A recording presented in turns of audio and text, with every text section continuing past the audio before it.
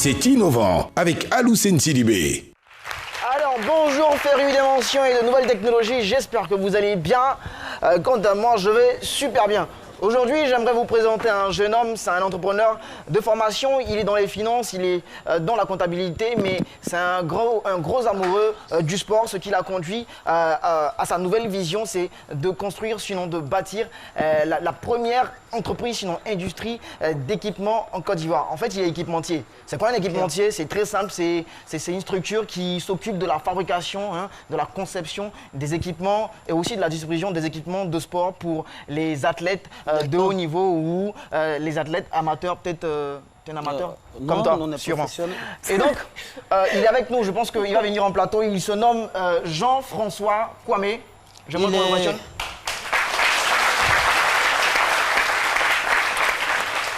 Un jeune talentueux et très ambitieux. Et barbu. Jean-François Kwame. Bonjour Caroline. Bonjour, on est content de vous recevoir sur ce plateau. Mais non, moi j'ai une question qui me taraude depuis Depuis quand? taraude fatigue, les gens. Oh, laissez-le s'exprimer là. Et donc j'aimerais savoir, quand vous êtes conscient des géants qui dominent ce monde-là, des équipementiers et tout, comme l'autre de l'Allemagne, sans vouloir citer de marque, ou des USA, quelle innovation apportez-vous avec votre solution?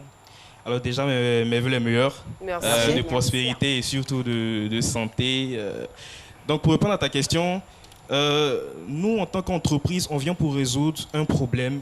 C'est que la plupart des clubs de la Ligue 1 ici en Côte d'Ivoire n'ont pas la possibilité d'avoir des équipements à moindre coût. Là c'est et professionnel. Ils vont très souvent sur les marchés à Makori ou à Djamé et ça se sent tout de suite sur leur performance sur le terrain. Vous êtes d'accord avec moi que... Donc les éléphants, ils ne sont pas équipés. Hein. Les éléphants sont... les éléphants sont équipés, mais je connais en fait des clubs de la Ligue 1 en fait. Donc c'est un peu comme un élève en classe qui, malgré son talent, il connaît ses cours, mais il n'a pas en fait les équipements. Si on est par exemple en physique, il n'a pas son compas. C'est sac d'oignon qui a son sac. Je comprends. Il n'a pas son rapporteur, donc du coup, malgré sa connaissance, son résultat va prendre un coup. C'est ce qui se passe en fait au niveau du football ivoirien. Ils n'ont pas les équipements professionnels, que ça soit des donc l'idée c'est d'avoir des équipements professionnels sur place et de ne pas forcément en exporter. Voilà, en exporter parce que ça devient de plus en plus cher pour les présidents du club, etc. Voilà. Maintenant, je veux savoir aussi à quel stade de vous êtes à quel stade du projet? Vous êtes au stade encore de la conception ou de la vulgarisation Vous êtes à quel stade? Non, nous ne sommes plus au stade de la conception, nous sommes au stade, on va dire, de la vulgarisation, parce que nous sommes épaulés par deux usines d'abord qui ont fait leurs preuves avec des grands clubs de la Ligue 1 en France et un peu en Europe.